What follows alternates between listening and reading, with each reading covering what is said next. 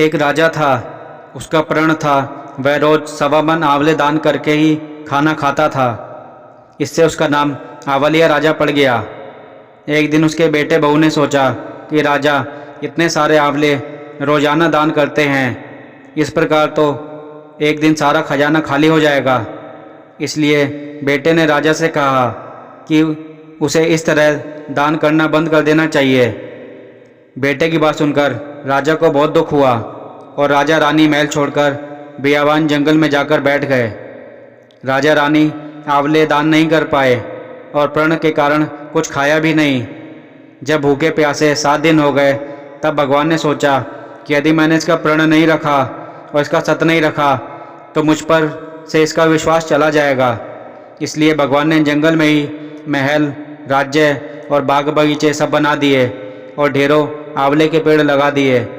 सुबह राजा रानी उठे तो देखा कि जंगल में उनके राज्य से दुगना राज्य बसा हुआ है।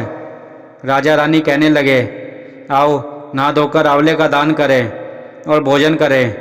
राजा रानी ने आंवले का दान करके खाना खाया और खुशी खुशी जंगल में रहने लगे। उधर आंवला देवता का अपमान करने व माता पिता से बुरा व्यवहार करने के कारण बहू बेटे के बुरे दिन आ गए। राज्य दुश्मनों ने छीन लिया, दाने दाने को मोहताज हो गए और काम ढूंढते हुए अपने पिताजी के राज्य में आ पहुँचे।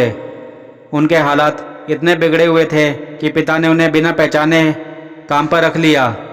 बेटे बहू भी नहीं सोच सके कि उनके माता पिता इतने बड़े राज्य के मालिक भी हो सकते हैं, सो उन्होंने भी अपने माता पिता को नहीं पहचाना। एक दिन बहू ने सास के बाल गूंथते समय उनकी पीठ पर मस्सा देखा। उसे यह सोचकर रोना आने लगा कि ऐसा मस्सा मेरी सास के भी था। हमने यह सोचकर उन्हें आंवले दान करने से रोका था कि हमारा धन नष्ट हो जाएगा। आज वह लोग ना जाने कहाँ होंगे। यह सोचकर बहू को रोना आने लगा और आंसू टपक कर सास की पीठ पर गिरने लगे। रानी ने तुरंत पलटकर देखा और पूछा कि तू क्यों रो रही है। तब उसने बताया कि आपकी पीठ जैसा मस्सा मेरी सास की पीठ पर भी था। हमने उन्हें आंवले दान करने से मना कर दिया था, इसलिए वह घर छोड़कर कहीं चले गए। तब रानी ने उन्हें पहचान लिया, सारा हाल पूछा और अपना हाल बताया। अपने बेटे बहू को समझाया कि दान करने से धन कम नहीं होता बल्कि बढ़ता है। बेटे बहू भी अब सुख से राजा रानी के साथ रहने लगे।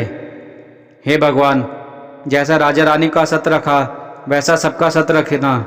कहते सुनते सारे परिवार को सुख देना। कथा सुनने के लिए धन्यवाद।